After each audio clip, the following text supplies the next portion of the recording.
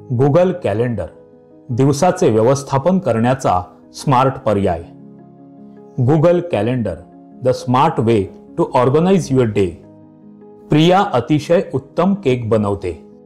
ती गावात बेकरी चालवते आणि त्याचबरोबर मुलांची आणि घराची जबाबदारीही पार पाडते। पण आज ती एक ऑर्डर बनवायला विसरली, त्यामुळे कस्टमर नाराज झाला। कामाचा ताण आणि होणारी दगदग यामुळे ती काही ना काही विसरते, पण हे बिझनेससाठी चांगलं नाही। तिचा भाऊ अजित मात्र कधीच काही विसरत नाही। वाढदिवस असो वा कामाची डेडलाईन, प्रियाने तिची समस्या अजितला सांगितल्यावर त्याने गुगल कॅलेंडर वापरण्याविषयी तिला सुचवलं। अजित म्हणाला की गुगल कॅलेंडर वापरण्यासाठी फक्त जीमेलवर अकाउंट असणं आवश्यक आहे आणि ते मोफत आहे।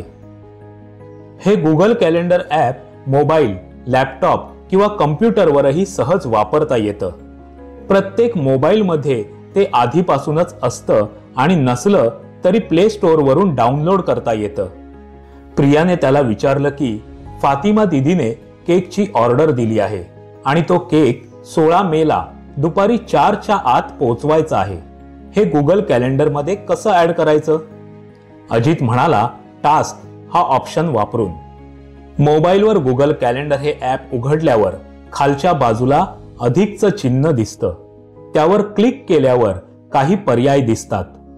त्यापैकी एक पर्याय म्हणजे टास्क। तुम्ही स्वतः एखादं काम करणार असाल तर टास्क हा पर्याय निवडा। ॲड टायटल मध्ये टाईप करा, केक फॉर फातिमा दीदी। हा केक कोणत्या तारखेला पोहोचवायचा आहे ती तारीख निवडा, म्हणजे 16 मे। ऑर्डर पोहोचवण्याची वेळ सुद्धा ठरली आहे, त्यामुळे ऑल डे अनसिलेक्ट करा। वेळ सेट करण्याचा पर्याय दिसेल। तिथे 4 वाजण्यापूर्वीची वेळ निवडा।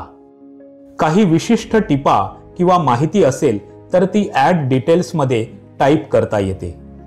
आता प्रियाला इव्हेंट या ऑप्शन बद्दल जाणून घ्यायचं होतं। अजितने सांगितलं की एखादं काम इतरांसोबत करायचं असेल तेव्हा इव्हेंट हा ऑप्शन घ्यायचा असतो। उदाहरणार्थ मीटिंग, रिमाइंडर किंवा ऑफलाईन ऑनलाईन कार्यक्रमाचं आयोजन।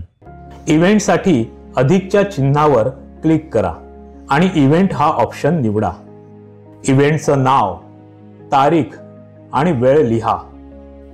ॲड पीपलवर क्लिक करून ज्यांना इन्व्हाइट पाठवायचं असेल त्यांचे ईमेल टाईप करा। ॲड डिस्क्रिप्शनवर क्लिक करून तुम्ही आवश्यक माहिती किंवा गुगल ड्राईव्ह लिंक जोडू शकता। ऑनलाईन मीटिंग असेल तर ॲड व्हिडिओ कॉन्फरन्सिंगवर क्लिक करा। हवं असल्यास इथे तुमच्या आवडीचा रंग निवडू शकता।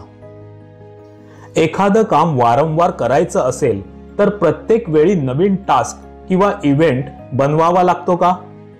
नाही, त्याची गरज नसते।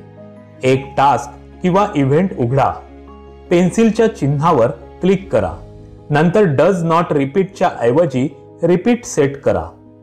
दररोज, दर आठवड्याला किंवा विशिष्ट दिवसाला यातील पर्याय तुम्ही निवडू शकता। ठरलेल्या वेळी गुगल कॅलेंडर स्वतःच नोटिफिकेशनच्या माध्यमातून तुम्हाला आठवण करून देईल। प्रियाने तिच्या केकच्या बिझनेसमध्ये वाढदिवसाचे रिमाइंडर्स सेट करून ठेवले आहेत।